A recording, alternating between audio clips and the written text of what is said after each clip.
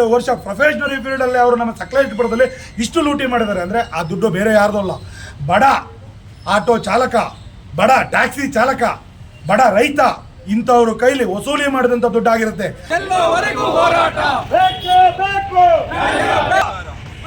ಅಧಿಕಾರಿಗಳಿಗೆ ದಲ್ಲಾಳಿ ಹುಟ್ಟುಹಬ್ಬ ಆಚರಿಸಿದ ಆರ್ಟಿಒ ಅಧಿಕಾರಿಗಳಿಗೆ ಬೇಕೇ ಬೇಕು.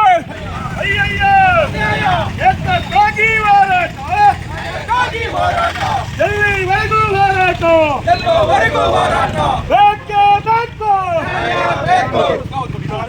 ಆಗಲೇಬೇಕು, ಅಮಾನತು ಆಗಲೇಬೇಕು, ಆಗಲೇಬೇಕು, ಆಗಲೇಬೇಕು, ಅಮಾನತು ಆಗಲೇಬೇಕು. ಎಲ್ಲಿವರೆಗೆ ಹೋರಾಟ, ಎಲ್ಲವರೆಗೂ ಹೋರಾಟ, ಆಗಲೇಬೇಕು, ಆಗಲೇಬೇಕು, ಅಮಾನತು ಆಗಲೇಬೇಕು. ಎಲ್ಲಿವರೆಗೆ ಹೋರಾಟ, ಎಲ್ಲವರೆಗೂ ಹೋರಾಟ, ಎಲ್ಲಿವರೆಗೂ ಹೋರಾಟ. ಭ್ರಷ್ಟ ಆರ್ಟಿಒ ಅಧಿಕಾರಿಗಳಿಗೆ, ಆರ್ಟಿಒ ಕಚೇರಿಯನ್ನು ದುರ್ಬಳಕೆ ಮಾಡಿದಂತ ಅಧಿಕಾರಿಗಳಿಗೆ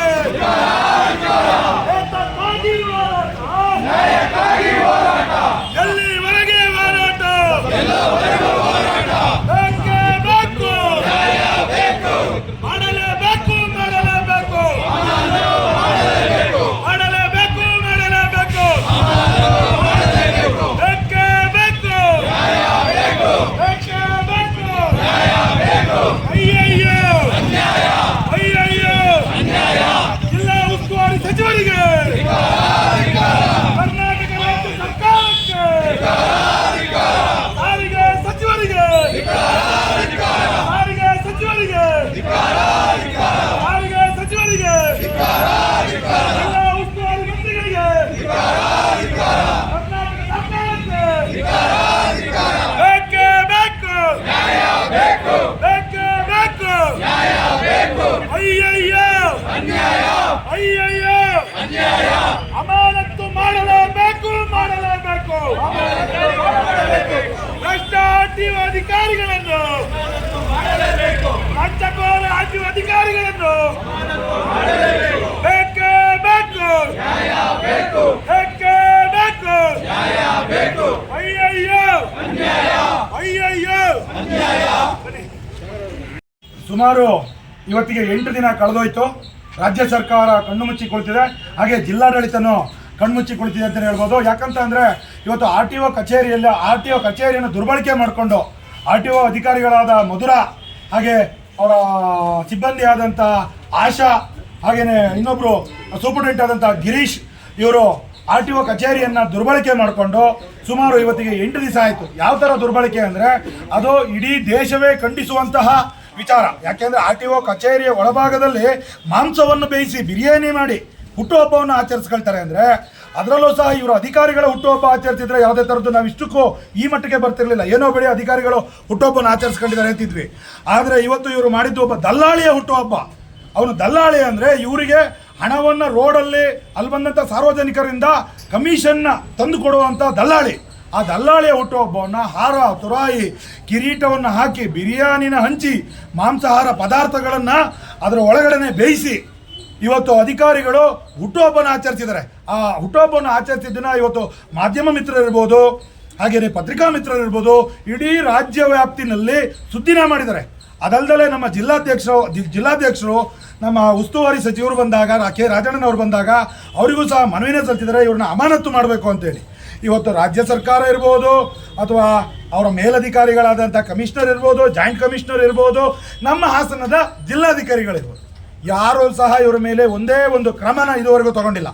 ನಮಗೂ ಸಹ ತಾಳ್ಮೆ ಅನ್ನೋದಿರುತ್ತೆ, ಆ ತಾಳ್ಮೆಯನ್ನು ಕಳ್ಕೋಬಾರ್ದು ಅನ್ನೋ ಒಂದು ಉದ್ದೇಶಕ್ಕೆ ನಾವು ಸುಮ್ಮನೆ ಇದ್ವಿ. ಆದರೂ ಸಹ ಇವತ್ತು ಸಕಲೇಶಪುರ ತಾಲೂಕು ಮಟ್ಟದಲ್ಲಿ ತುಂಬ ಚಿಕ್ಕದಾಗಿ ಒಂದು ಹೋರಾಟನ ಮಾಡಿದ್ದೀವಿ. ಯಾವ ಥರ ಅಂತಂದರೆ AC ಕಚೇರಿಗೆ ಬಂದು ನಾವು ಮನವಿ ಕೊಡಬೇಕು. ಇಲ್ಲಿ AC ಕಚೇರಿನಲ್ಲಿ ನಾವು ಇವತ್ತು ಕೇಕ್ನ ಕಟ್ ಮಾಡೋ ಮುಖಾಂತರ ವಿಭಿನ್ನವಾಗಿ AC ಅವರಿಗೆ ಮನವಿನ ಕೊಡಬೇಕು ಅಂತ ಹೇಳಿ ನಾವು ಇಲ್ಲಿ ಬಂದಿದ್ದೀವಿ. ಇವತ್ತು AC ಅವರಿಗೆ ಮನವಿ ಕೊಡ್ತೀವಿ. ನಾವು ನಿನ್ನೆನೂ ಸಹ ಪೊಲೀಸ್ ಇಲಾಖೆಯಲ್ಲಿ ಹೋಗಿ ಮನವಿ ಮಾಡಿದ್ವಿ. ನಾವು ಆರ್ಟಿಒ ಕಚೇರಿಯ ಮುಂಭಾಗ ಕೇಕ್ ಕತ್ತರಿಸುವ ಮುಖಾಂತರ ಹೋರಾಟವನ್ನು ಮಾಡ್ತೀವಿ ಅಂತ ನಮಗೆ ಸಾಹೇಬರು ತಿಳಿಸಿದ್ರು. ಯಾವುದೇ ಕಾರಣಕ್ಕೂ ಬೇಡ, ಅಲ್ಲಿ ಗೊಂದಲ ಸೃಷ್ಟಿಯಾಗುತ್ತೆ, ಅಲ್ಲಿ ಬೇರೆ ಇನ್ನೊಂದು ಲಾ ಆ್ಯಂಡ್ ಆರ್ಡರ್ ಇಶ್ಯೂ ಆಗುತ್ತೆ, ಆ ಕಾರಣವಾಗಿ ಅಲ್ಲಿ ಬೇಡ ಅಂತ ಹೇಳಿದ್ರು. ಅದನ್ನು ನಾವೆಲ್ಲ ಮನಗಂಡು ಇವತ್ತು AC ಕಚೇರಿಯ ಮುಂಭಾಗ ಬಂದಿದ್ದೀವಿ. ನಮ್ಮ ಮನವಿ ಇಷ್ಟೇ, ಈ ಭ್ರಷ್ಟ RTO ಅಧಿಕಾರಿಗಳು ಏನಿದ್ದಾರೆ ಆ ಅಧಿಕಾರಿಗಳನ್ನು ಈ ತಕ್ಷಣಕ್ಕೇ ನಾನು ಹೇಳಿದಂಥ ಮಧುರ, ಆಶಾ ಮತ್ತು ಗಿರೀಶ್ ಇವರನ್ನು ತತ್ಕ್ಷಣಕ್ಕೆ ಅಮಾನತು ಮಾಡಬೇಕು. ಯಾಕಂತ ಅಂದರೆ ಆಶಾ ಅನ್ನೋರ ಬಗ್ಗೆ ನಾನು ಹೇಳಲೇಬೇಕು. ಅವರು ಬಂದು ಇಲ್ಲಿಗೆ ಪ್ರೊಫೆಷ್ನರಿ ಬಂದು 2 ವರ್ಷ ಆಗಿದೆ. 2 ವರ್ಷ ಪ್ರೊಫೆಷ್ನರಿ ಫೀಲ್ಡಲ್ಲಿ ಅವರು ನಮ್ಮ ಸಕಲೇಶಪುರದಲ್ಲಿ ಇಷ್ಟು ಲೂಟಿ ಮಾಡಿದ್ದಾರೆ ಅಂದರೆ ಆ ದುಡ್ಡು ಬೇರೆ ಯಾರ್ದು ಅಲ್ಲ.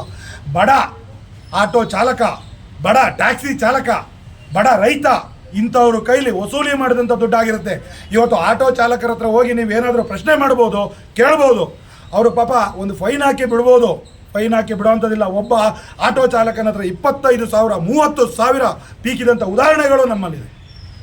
ಇವತ್ತು ಬಡವರ ರಕ್ತ ಇರುವಂಥ ಇಂಥ ಅಧಿಕಾರಿಗಳು ಬಡವರ ದುಡ್ಡನ್ನ ತಗೊಂಡೋಗಿ ಇವರು ಮನೆ ಕಟ್ಟಲಿ, ಐಷಾರಾಮಿ ಜೀವನ ನಡೆಸಲಿ. ಆದರೆ ಒಬ್ಬ ಬ್ರೋಕರ್ನ ಬರ್ತ್ಡೇ ಮಾಡೋಕ್ಕೆ ಬಂದಿದ್ದಾರಲ್ಲ, ಇವರನ್ನ ಅಮಾನತು ಮಾಡದೇ ಇರುವಂಥ ಮೇಲಧಿಕಾರಿ ಏನಾದರೂ ಮುಂದಿನ ದಿನಗಳಲ್ಲಿ ಇವರನ್ನು ಅಮಾನತು ಮಾಡಲಿಲ್ಲ ಅಂದರೆ ನಾವು ಉನ್ನತ ಮಟ್ಟದ ಹೋರಾಟ, ಭಾರತೀಯರ ಸರ್ವ ಸಂಘಗಳ ಸಮಾನತೆ ಅಂತ ಹೇಳಿ ನಾವು ಒಕ್ಕೂಟವನ್ನು ಮಾಡ್ಕೊಂಡಿದ್ದೀವಿ. ನಮ್ಮ ಜೊತೆ ಸುಮಾರು 40 ಸಂಘಟನೆಗಳು ಕೈ ಜೋಡಿಸ್ತೀವಿ ಅಂತ ನಿನ್ನೆ ರಾತ್ರಿ ನಮ್ಮ ಕನ್ನಡಪರ ಸಂಘಟನೆಗಳ ಒಕ್ಕೂಟದ ಅಧ್ಯಕ್ಷರಾದಂಥ ಹೂಡಿ ಚಿನ್ನಿಯವರು, ರಾಮಚಂದ್ರಪ್ಪನವರು, BSSನ ರಾಷ್ಟ್ರೀಯ ಅಧ್ಯಕ್ಷರು ನಿನ್ನೆ ರಾತ್ರಿ ಕರೆ ಮಾಡಿ ಹೇಳಿದ್ದಾರೆ, ದೊಡ್ಡ ಮಟ್ಟದಲ್ಲಿ ಹೋರಾಟ ಮಾಡೋಣ, ರೂಪೇಶ್ ರಾಜಣ್ಣನಂತವ್ರನ್ನ ಕರೆಸೋಣ, ತದಾದ ನಂತರ ವಾಟಾಳ್ ನಾಗರಾಜ್ ಸಾಹೇಬ್ರನ್ನ ಕರೆಸೋಣ, ಫ್ರೀಡಮ್ ಪಾರ್ಕ್ನಲ್ಲಿ ಹೋರಾಟ ಮಾಡೋಣ, ತದಾದ ನಂತರ ಅಲ್ಲೂ ಆಗಲಿಲ್ಲ ಅಂದರೆ ಕಮಿಷನರ್ ಕಚೇರಿಯ ಮುಂದೆ ಹೋರಾಟವನ್ನು ಮಾಡೋಣ ಅಂತ ತಿಳಿಸಿದರೆ, ನಾವು ಮುಂದಿನ ದಿನಗಳಲ್ಲಿ ಇವರೇನಾದ್ರು ಅಮಾನತು ಆಗಲಿಲ್ಲ ಅಂದರೆ ಸುಮಾರು 40ಕ್ಕೂ ಹೆಚ್ಚು ಕನ್ನಡಪರ ಸಂಘಟನೆಗಳ ಒಕ್ಕೂಟ ಒಟ್ಟು ಕೈ ಜೋಡಿಸಿ ನಾವೆಲ್ಲರೂ ಸಹ ದೊಡ್ಡ ಮಟ್ಟದ ಹೋರಾಟವನ್ನು ಹಮ್ಮಿಕೊಳ್ತೀವಿ ಅಂತೇಳಿ ಈ ಮುಖಾಂತರ ತಿಳಿಸ್ತೀವಿ. ನಮಗೆ ಇವರು ಅಮಾನತು ಆಗಲೇಬೇಕು. ಆಮೇಲೆ ಮೊನ್ನೆ ಇವರು ನಾವು ಆರ್ ಟಿ ಒ ಕಚೇರಿಗೆ ಮನವಿ ಕೊಟ್ಟಿದ್ದೀವಿ. ಹುಟ್ಟುಹಬ್ಬ ಇದೆ ಅಂತೇಳಿ RTO ಕಚೇರಿಯವರೇ ಸ್ವೀಕರಿಸಿದ್ದಾರೆ. ನೋಡಿ, ಇದನ್ನ ಸ್ವೀಕರಿಸಿದ್ದಾರೆ. ಆದರೆ ನಮಗೆ ಇದುವರೆಗೂ ಯಾವ ಹಿಂಬಾರನೂ ಕೊಡಲಿಲ್ಲ. ಇವತ್ತು ಪ್ರತಾಪ್ ಪಟೇಲ್ ಅವರ ಹುಟ್ಟುಹಬ್ಬ ಇದೆ. RTO ಕಚೇರಿನಲ್ಲೇ ಸೀಲ್ ಹಾಕಿಕೊಟ್ಟಿದ್ದಾರೆ. ನಿಮಗೆ ವಿರೋಧಿಸ್ತೀವಿ ಅಂತ ಹೇಳ್ತವೋ ಅಥವಾ ಹುಟ್ಟುಹಬ್ಬ ಆಚರಣೆ ಮಾಡಿ ಅಂತಲೂ ಯಾವುದೇ ರೀತಿ ಹಿಂಬರವನ್ನು ಕೊಟ್ಟಿಲ್ಲ. ಈಗ ಏನು ಮಾಡಿದ್ದಾರೆ ಅಂತ ಹೇಳಿದ್ರೆ ನಮಗೆ ಅಲ್ಲಿ ಹೋಗ್ಲಿಕ್ಕೆ ಅನುಮತಿ ಕೊಡ್ತಾ ಇಲ್ಲ. ನಾವು ಅರ್ಜಿ ಕೊಟ್ಟಿದ್ದೀವಿ.